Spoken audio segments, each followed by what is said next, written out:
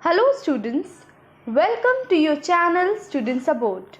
So in today's video, we will be learning about some other concepts in management. So without any further delay, let's get started.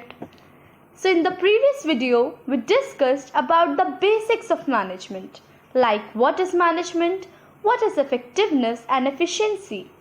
Now today, we'll discuss that why the balance between effectiveness and efficiency is necessary. See, this can be explained with the help of an example. Suppose I am a manager और मैंने अपने under जो employees हैं उन्हें बोला कि मैं एक प्रोडक्ट लॉन्च करना चाहती हूँ, बट मैं उस प्रोडक्ट को आई एम कन्फ्यूज कि मैं उसे एक इफेक्टिव वे में लॉन्च करूँ या एक एफिशिएंट वे में लॉन्च करूँ, राइट? सो अगर मैंने इफेक्टिव वाला ऑप्शन चूज़ किया तो मतलब मैं चाह रही हूँ कि मेरा प्रोडक्ट कम से कम समय में ज़्यादा प्रमोट हो, चाहे उसमें पैसा जितना भी लगे, यानी हम कोई भी प्रमोशनल टेक्निक यूज़ करें, चाहे जितने भी अमाउंट का हो। तो अगर मैंने वो ऑप्शन चूज़ किया तो उससे क्या होगा, उससे मेरी कंपनी को लॉस होगा।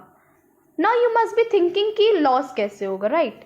तो लॉस ऐसे होगा कि अगर मैंने सारे पैसे उस एक पर्टिकुलर लॉन्च पर डाल दिए तो क्या होगा, पैसे तो क्योंकि मेरी ऑर्गेनाइजेशन से जा रहे हैं, तो लॉस किसे होगा? लॉस मुझे फेस करना पड़ेगा, जो कि obviously is not a good decision for a company. अब हम दूसरे ऑप्शन की बात करते हैं। लाइक मैंने अगर बोला कि चलो ठीक है, इफेक्टिवनेस इज नॉट गुड, मैं एफिशिएंट वे में लॉन्च करती हूँ, यानी कि मैंने बोला आप एक कॉस्ट इफेक्टिव टेक्निक यूज करो, टाइम चाहे आप जितना भी ले लो, तो इससे क्या हुआ, इससे भी मुझे ही लॉस हुआ। नाउ हाउ, सी अगर मैंने बोला कि कॉस्ट इफेक्टिव, जैसे अगर हम कोविड-19 का पेंडेमिक का अगर एग्जांपल लें हम, तो अभी मास्क की डिमांड बहुत ज़्यादा है, तो मैंने बोला आप एक कॉस्ट इफेक्टिव वे में टाइम जितना भी लगे आप ये वाला ऑप्शन चूज़ करो, तो इससे क्या होगा, मैं डिमांड ही नहीं मैच कर पाऊंगी। मतलब अगर मान लो मैं 7 महीने बाद फाइनली मेरा प्रोडक्ट अच्छे से जा रहा है, फ़ायदा क्या है उसका? लोग तो खरीदेंगे ही नहीं, क्योंकि अब फ्यू मंथ्स में इसकी इतनी ज़्यादा डिमांड नहीं रह जाएगी, राइट? सो दिस इज़ क्या कि मतलब मैंने देखा, यहाँ मैंने ये ऑब्जर्व किया कि जो पहला ऑप्शन है वो भी इतना फीजिबल नहीं है, दूसरा भी नहीं है। देन तो अब हम क्या करें? तो इसका मतलब ये कि हमें सिंगल, अगर हम केवल इफेक्टिवनेस अप्लाई करें या सिंगल हम सिर्फ एफिशिएंसी अप्लाई करें, दोनों ही कहीं से भी हमारे प्रोडक्ट की सक्सेस में मतलब वो प्रिडिक्ट नहीं कर पा रहे हैं। तो हमें यहाँ पे क्या करना है, हमें दोनों की पार्टनरशिप रखनी है, यानी हमें दोनों का मिक्सचर रखना है, तभी हम अपने ऑर्गेनाइजेशन की सक्सेस को प्रिडिक्ट कर सकते हैं, राइट? सो सोलली हमें कोई कॉन्सेप्ट नहीं अप्लाई करना, हमें सबको मिक्स करके यानी सबको मिला करके अप्लाई करना है। सी, तो this was all about effectiveness and efficiency. Now we'll move up towards the features of management. So what comes in your mind when we talk about the features of management? I know that there are various concepts, various things that comes in your mind. And I know that you all must know, I know that you all know about the features of management quite well.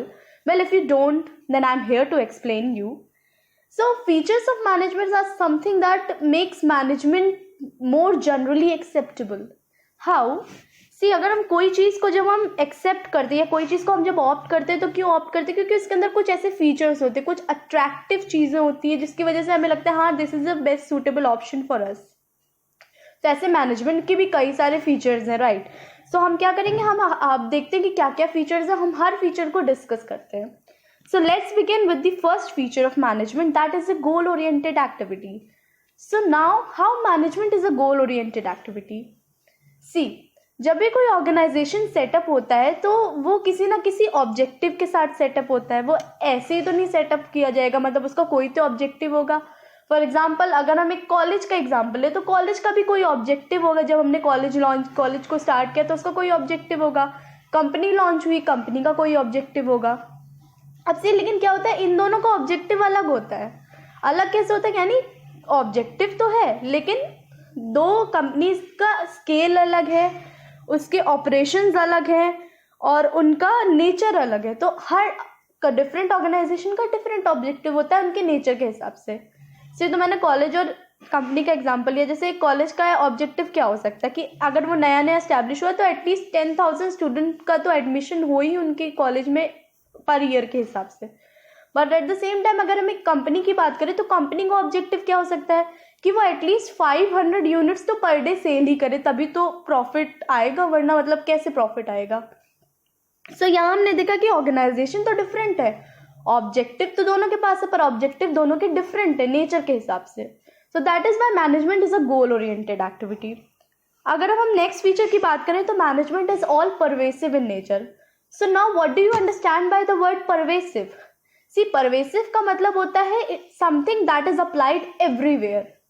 So management is obviously pervasive in nature because management एक ऐसा concept है जो कि हर type के organisation में ज़रूरी होता है, चाहे वो ऑर्गेनाइजेशन आपका कमर्शियल हो, नॉन कमर्शियल हो, प्रॉफिटेबल हो, नॉन प्रॉफिटेबल हो, या रिलीजियस हो, इकोनॉमिकल हो, पॉलिटिकल हो, सोशल हो, एनी काइंड ऑफ ऑर्गेनाइजेशन. हर ऑर्गेनाइजेशन में आपका मैनेजमेंट ज़रूरी है. आप चाहे उसके स्केल पे चले जाओ, चाहे नेचर पे चले जाओ, मैनेजमेंट चाहिए. तो ऐसा कहीं कॉन्सेप्ट नहीं है कि रिलायंस में मैनेजमेंट बहुत ज़्यादा ज़रूरी है, वहीं एक न्यूली स्टैब्लिश में बिल्कुल ज़रूरी नहीं है, या किसी प्रॉफिटेबल ऑर्गेनाइजेशन में मैनेजमेंट की बहुत ज़्यादा ज़रूरत है और अगर कोई एनपीओ या एनजीओ है तो उसमें मैनेजमेंट की ज़रूरत नहीं है. नहीं, इट इज़ अ कॉन्सेप्ट जो हर जगह चाहिए. So that is why it is all pervasive in nature. Now if we talk about the third feature of management, that is, it is a continuous process. So now you must be thinking how, right? So management कोई ऐसा process नहीं कि एक बार आपने apply कर दिए, पांचों pillars of management, पांचों अपने steps कर लिए, now you'll just sit back and relax. No, it is not that concept, but it is a concept which is need to be continued followed. So मतलब ये ऐसी साइकिल है जो continuously चलनी चाहिए, चलती रहनी चाहिए. तो यानी ये एक ऐसा प्रोसेस है जो कि चाहे कोई भी ऑर्गेनाइजेशन हो, वहाँ पर किसी ऑर्गेनाइजेशन में ऐसा कुछ नहीं कि आपने स्टार्टिंग में मैनेजमेंट का कॉन्सेप्ट कि वो पांचों फंक्शंस को अप्लाई कर दिया, so now you will just relax कि भाई अपना ऑर्गेनाइजेशन अब भगवान भरोसे चलेगा. ऐसा कुछ नहीं. आपको कंटिन्यूसली एफर्ट्स लेने पड़ेंगे, चेंजेस करने पड़ेंगे, स्टाफिंग करनी पड़ेगी. तो यानी वो पांचों कॉन्सेप्ट को आपको till the life cycle of your organization apply करना ही पड़ेगा. So that is how management is a continuous process. It is a process जो कि आप एक बार के लिए अप्लाई नहीं कर सकते, आपको कंटिन्यूसली अप्लाई करना होगा. और ये काम जनरली मैनेजर्स करते हैं. मैनेजर्स क्योंकि ऑब्वियसली एक ओनर के बाद जो सेकंड मेजर रिस्पॉन्सिबिलिटी होती है वो मैनेजर की होती है. तो उसके पास ये उसके कंधों पर ये भार होता है कि वो सारी जो एक्टिविटीज़ जो परफॉर्म हो रही है वो एक कोऑर्डिनेटेड वे में हो और कंटिन्यूसली परफॉर्म हो, right? So this is how management is a continuous process. So now if we talk about the fourth feature of management. So management is a group activity. Obviously management group activity कैसे है? जैसे suppose मैंने एक company launch की, so मैंने launch तो कर दी, but भाई मैं इतनी कैपेबल थोड़ी ना हो कि मैं सारे टास्क को खुद परफॉर्म कर लूँ. यानी मैं प्रोडक्शन भी कर लूँ, मैं फाइनेंस भी हैंडल कर लूँ, मैं मार्केटिंग भी हैंडल कर लूँ. नहीं, nobody is that perfect that he or she can manage every activity that is going to happen in an organization. He needs people for that. I need people for that. So that is why management is not a task which can be, not a concept which can be only handled by a single person. We need a group of people for that, right?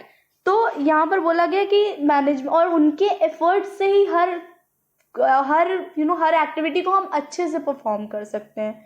सो यहाँ यही बोला गया कि चाहे हर organization में obviously बहुत सारे लोग होते हैं. हर लोग जब आते हैं ऑर्गेनाइजेशन में तो उनके कुछ पर्सनल ऑब्जेक्टिव होते हैं कि यार मुझे यहाँ से एक्सपीरियंस अच्छा मिलेगा, यहाँ मुझे पे अच्छी मिल रही है. तो ये तो उनका पर्सनल ऑब्जेक्टिव होता है. पर जब वो एक ग्रुप में काम कर रहे होते हैं, यानी जो प्रोडक्शन डिपार्टमेंट है, तब वो एज अ डिपार्टमेंट उसका क्या गोल होता है कि हमको ऑर्गेनाइजेशन का गोल अचीव करना है. तो दैट इज वाई वो उसके लिए एफर्ट्स करते हैं. तो that is a management is a group activity जहाँ पर सारे लोगों के एफर्ट्स, सारे लोगों का एंथुजियाज्म सब इन्वॉल्व होता है ताकि ऑर्गेनाइजेशनल ऑब्जेक्टिव को अचीव किया जा सके, राइट? सो अब अगर हम लास्ट कॉन्सेप्ट, तो this was about the group activity feature. So अब हम लास्ट फीचर की बात करें मैनेजमेंट की, so that is management is a dynamic function. So dynamic आप थोड़ा रिलेट कर पा रहे होगे because dynamic is a term जो हम हमेशा पढ़ते आ रहे हैं, चाहे आप साइंस स्टूडेंट हो, चाहे आप कोई स्टूडेंट हो. सो फिर भी I will explain that what do you mean by the term dynamic. Dynamic means changing. See, we live in an environment which is constantly changing. How? अभी एक टेक्नोलॉजी आज लॉन्च हुई, कल वो ऑब्सोलीट हो गई, परसों दूसरी लॉन्च हुई, नरसों वो ऑब्सोलीट हो गई. सो हम एक ऐसे एनवायरनमेंट में काम कर रहे हैं जो चेंज होता ही रहता है. तो अगर आप एक ऑर्गेनाइजेशन की यहाँ पर क्या ऑब्लिगेशन, क्या ड्यूटी होती है कि उसके अंदर इतनी क्षमता होनी चाहिए कि वो उस सारी चेंजेस को इजीली अडेप्ट कर सके। अब वो अडेप्ट कैसे करेगा? वो अडेप्ट ऐसे करेगा कि उन सारे चेंजेस को वो अपनी ऑर्गेनाइजेशन पे बुरा इफेक्ट ना पड़ने दे। तो इसके लिए उसको क्या करना होता है, वो कभी अपने गोल्स में चेंजेस करता है, कभी वो अपनी स्ट्रैटेजीज में चेंजेस करता है, पॉलिसीज में चेंजेस करता है। तो ऐसे करके वो इन सारे चेंजेस को अडेप्ट करना चाहता है, जो कि एक बहुत ज़्यादा ज़रूरी टास्क होता है एक ऑर्गेनाइजेशन के लिए, क्योंकि अगर वो नहीं करेगा तो वो लॉन्ग रन के लिए, लॉन्ग टाइम के लिए मार्केट में सर्वाइव नहीं कर पाएगा, लोगों के बीच उसका कोई ज्ञान नहीं रहेगा। जैसे हम नोकिया का एग्जांपल लें, नोकिया ने अपने उसमें जब एंड्रॉयड फ़ोन्स लॉन्च हुए थे तो उसने इतना ध्यान नहीं दिया चेंजेस के लिए, तो क्या हुआ, बीच में उसको काफ़ी लॉस फेस करना पड़ा। पर जब वो जब उसको लगा कि हाँ ठीक है अब चेंज, तो तब भी क्या हुआ, जो डिमांड सैमसंग की थी वो नोकिया की नहीं हो पाई। तो इससे क्या हुआ, उसको अब वो धीरे धीरे स्टेप्स ले रहा है, तब उसको एक बहुत ही मेजर फॉल फेस करना पड़ा था। तो हमें क्या करना चाहिए, हमें इन चेंजेस को तुरंत अडेप्ट करना चाहिए और उनको बेस्ट पॉसिबल, बेस्ट प्रॉफिटेबल वे में यूज़ करना चाहिए एज एन ऑर्गेनाइजेशन। तो अगर हम इसका एक बहुत सिंपल एग्जांपल लें, जैसे डोमिनोज। अब डोमिनोज ने अपने कस्टमर, इंडियन कस्टमर के हिसाब से तो अपनी मेन्यू में चेंजेस किया, ताकि क्या हो, हमारे इंडियन कस्टमर, तो जहाँ जाओ जैसा देश वैसा भेष, यानी जहाँ जाओ जो चेंजेस हो उन्हें अडेप्ट कर लो और उनके थ्रू प्रॉफिट लेने की कोशिश करो। ये एक ऑर्गेनाइजेशन का मेजर रोल बन जाता है। सो हमने 5 फीचर्स डिस्कस कर लिए हैं मैनेजमेंट के। So this was all about the features of management. In the next video we will be discussing about the importance of management. So I hope my video was helpful for you. So if you like this video, don't forget to like, share and subscribe to Student Support. Also press the bell icon to receive freshly lectures from us. Also post your queries in the comment section because we would love to answer that. Till then, keep learning, keep practicing. Thank you.